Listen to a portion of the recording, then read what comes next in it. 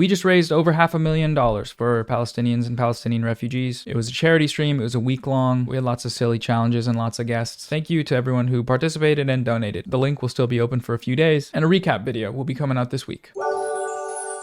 2 Israeli embassy workers were shot and killed last week outside of a Jewish museum in Washington, D.C. The suspect, 31-year-old Elias Rodriguez, was captured on video yelling "Free, Free Palestine" shortly after being detained. The story received pretty widespread coverage from the media, and the shooting was largely framed as being the product of antisemitism. Today I want to look a little bit at this coverage and examine some of the problems with the narratives being made and how those narratives fit more broadly into support for Israel. One thing that'll help that process is today's video sponsor, Ground News. Ground News is a website that allows you to compare coverage of stories from different media outlets. You can sort the stories by political leanings of the outlets and apply filters for things like factuality ratings and ownership information. The 2 main stories related to this shooting were covered by nearly 1,000 separate outlets. One of these stories, looking at the charging of the suspect with murder of a foreign official, received coverage from nearly 300 outlets. And each one of these 300 can be sorted and categorized using Ground's tools. Ground offers a biased distribution visual for each story and a summary of the main points from each political perspective, as well as a coverage comparison between the outlets. With this story, there isn't really much a divergence on one of the key points, which is the motives of the shooter. Both sides seem to agree that the attack was motivated by anti-Semitism, and I'm not sure that's the case, and I'll explain why in a moment. But first, go to ground.news/Noah for access to all these helpful tools and to stay fully informed. Get 40% off with my link for unlimited access to the Vantage plan. Okay, so one thing you may notice about this second story is that the title, which summarizes the coverage, is directly quoting Israel's assertion that the attack was motivated by anti-Semitism, that this was an anti-Semitic attack. This assertion is being made despite the fact that there is no evidence of any anti-Semitic statements or attitudes from the suspect, and also despite the fact that one of the victims was not Jewish. He was a German-born Christian man who immigrated to Israel. What's also gone largely unreported is the suspect's manifesto. Rodriguez published a manifesto before the shooting, which has been confirmed as authentic by multiple sources. I don't think I can read it on here or even link to it without this video being taken down. So I'm just going to say that it exists and it's fairly easy to find. And if you find it and read it, what you'll see is that the guy was not talking about Jews. He was talking about Israel. It is entirely focused on criticizing Israel and its genocidal actions, as well as anger over its continued support from the West. If this guy's anti-Semitic, why didn't he take the opportunity to be anti-Semitic in a manifesto that he knew a lot of people would end up reading? The ideological dynamic from Rodriguez has remained consistent from other sources. Yesterday, messages from a group chat he was a part of leaked online. His friends and other members of the group chat testified that while he had plenty to say about Israel, they had never heard him say anything anti-Semitic. Unequivocally no, a woman who knew Rodriguez told me when I asked if he ever made anti-Semitic remarks. Everything I know about Elias leads me to believe he acted in protest of the Israeli state and Zionist ideology, not Judaism. He never ever said anything remotely racist about Jews or anyone, said another woman who knew him, not even in a joking way. I would have sussed it out too, said the woman who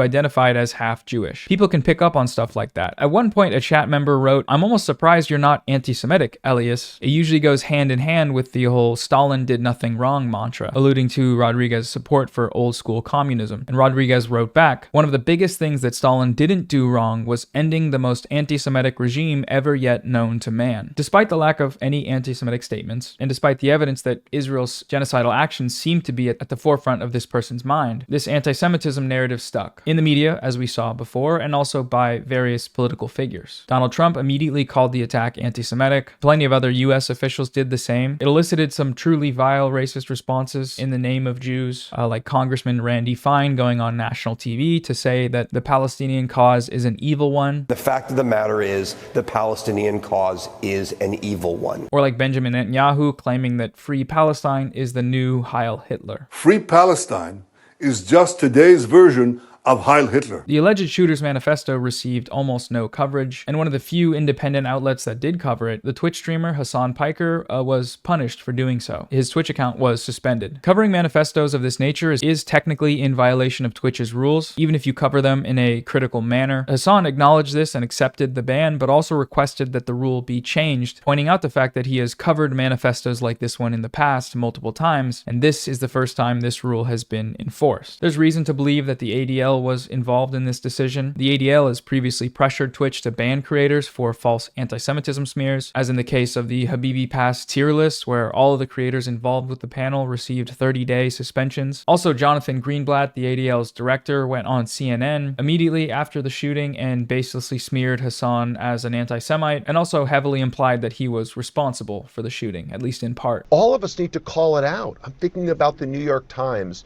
doing a gauzy profile a few weeks ago of this gamer, Hassan Piker, who regularly employs awful genocidal rhetoric against Jewish people in the Jewish state. Like, extremists should not be empowered. People who spout prejudice should not be platformed.